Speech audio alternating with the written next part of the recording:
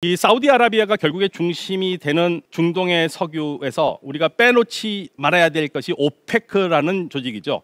지금 여러분들께서 보시는 화면에 이 지도는요, 오늘날 오페크가 회원 국가에서 나오는 석유가 세계 곳곳으로 어떻게 가는지를 보여주고 있습니다. 현재 오페크 국가는 13개국인데 역시 가장 중요한 국가는 사우디아라비아죠. 이 오페크가 지금은 어마어마한 힘을 발휘하고 있습니다만은 사실 오페크가 시작된 것은 1960년이고 60년에 오페크가 시작할 때 오페크는 힘이 없었습니다.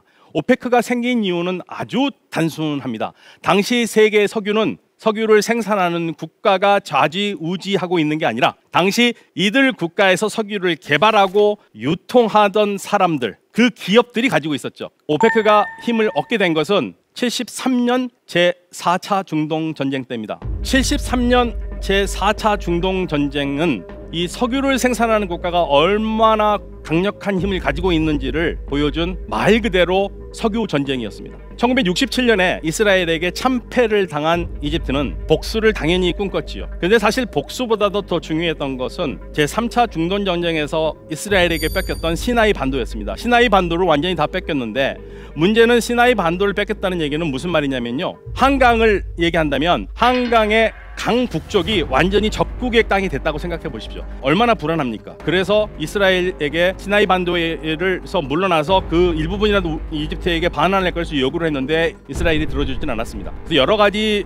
조건을 다 생각해 봐도 답은 전쟁밖에 없다고 생각한 당시 이집트 대통령 사다트는 사우디아라비아로 날아갑니다. 그 사우디아라비아로 날아가서 도움을 요청합니다. 우리를 도와달라. 사우디아라비아에서 나온 답변은 좋다. 우리가 도와줄 테니까 전쟁을 길게 끌어라. 즉 사우디아라비아는 석유로 도와주겠다는 얘기였습니다. 전쟁을 길게 끌으라는 얘기는 전쟁이 길어야지만이 석유를 가지고 하는 정책에 효과가 있다고 본 거죠. 67년 제3차 전쟁 때 석유를 생산하는 아랍 국가에서도 금수 조치를 해서 이집트를 도우려고 했지만 사실 전쟁이 6일 만에 끝나니까 아무 의미가 없었습니다. 그러나 73년 전쟁에서 그러한 실수를 되풀이하지 않겠다라는 거죠. 전쟁은 시작됐고 이집트가 이끄는 아랍 군대는 이스라엘을 상대로 혁혁한 전과를 세웠습니다. 마치 승리가 바로 눈앞에 둔 것 같은 느낌이었죠. 그런데 이에 불안감을 느낀 미국에서 이스라엘에게 10일째 되는 날 무기를 공급하기 시작했고요. 그 미국이 공급하는 그날 바로 아랍 산유국들은 어마어마한 결정을 합니다. 친이스라엘 정책을 펴는 국가에겐 석유를 수출하지 않겠다. 그리고 석유를 감산하겠다라는 발표를 하면서 세계 경제는 그야말로 공포에 빠지게 됩니다. 배럴당 3달러 정도에 거래되던 석유가 12달러까지 올라가기 시작했고요. 말 그대로 석유가 이끌어온 오일쇼크, 석유 파동은 어마어마했습니다. 미국은 놀랄 수밖에 없었죠. 이 엄청난 석유를 가지고 있는 사우디아라비아 그리고 이 아랍 국가들에서 세계 시장에 석유를 내놓지 않는다. 당시 미국도 사실 석유가 상당히 많이 있었고 미국도 석유를 수출하고 있었던 나라입니다만은 미국은 경제가 계속 발전을 하니까 석유가 더 필요한 상태였죠. 그런데 이렇게 석유가 더 이상 들어오지 않는다면 그리고 또 이러한 일이 또 언제 일어날지도 모른다라는 불안감이 쌓일 수밖에 없는 거죠. 그래서 미국은 1974년 프로젝트 인디펜던스, 즉 에너지 독립 정책을 세우기 시작합니다. 이때부터 나온 게 경제 속도라는 개념이 나오고 전략의 구호들이 전 세계를 휩쓸게 되죠. 그리고 미국은 1975년에는 만약에 또 오일 쇼크가 일어나면은 미국 경제에 미치는 영향이 너무 크다고 생각을 해서 75년에는 미국 석유를 수출을 하는 것을 못하게 합니다. 즉 석유 수출 금지 조치를 취합니다. 미국에서 나오는 석유는 미국에서만 쓰는 거죠. 그리고 비축을 하는 거죠. 73년 10월에 시작된 오일 쇼크는요. 그리고 석유 금수 조치는 사실 아랍 국가들이 더 길게 끌고 가지는 못하고 약 6개월 후부터는 결국에는 해제하는 상황으로 들어갑니다. 사실 후일담입니다만은 당시 미국의 키신저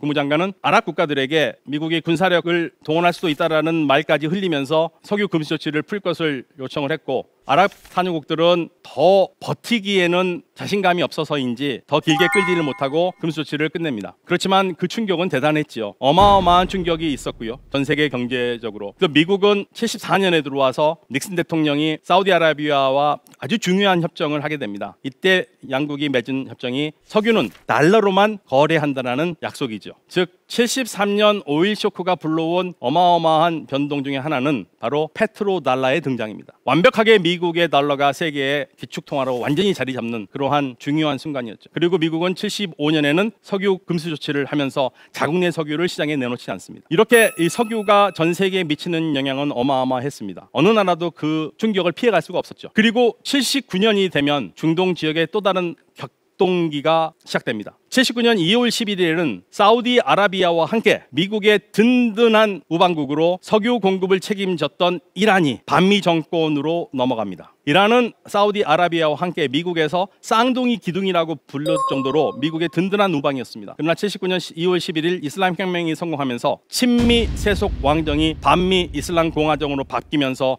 미국은 그 쌍둥이 기둥의 한쪽을 도려내야만 되는 상황이었습니다. 그리고 79년 12월 24일에는 소련이 바로 이란 옆에 붙어 있는 아프가니스탄으로 침공합니다. 이에 미국은 많은 석유들이 미국으로 들어온 석유들이 유통되는 페르시아만의 안보가 걱정이 되는 거죠. 그래서 80년 1월 23일에 미국 카터 대통령은 미국의 에너지 국익이 걸려 있는 페르시아만에서 미국의 국익을 해치는 나라가 있다면 가로를 열고 얘기한다면 소련이겠죠. 그 나라는 미국이 군사력을 써서라도 막겠다라는 아주 어마어마한 발표를 하고요. 그 발표가 우리에게 익히 알려진 카터 독트린이라는 겁니다. 그만큼 이 페르시아만의 안보가 중요한 거죠. 에너지 때문에. 이처럼 세계 경제에 미치는 중동의 석유의 역할은 대단한 겁니다. 단순히 경제뿐만 아니라 안보에도 영향을 미칠 수밖에 없는 그러한 상황인 거죠.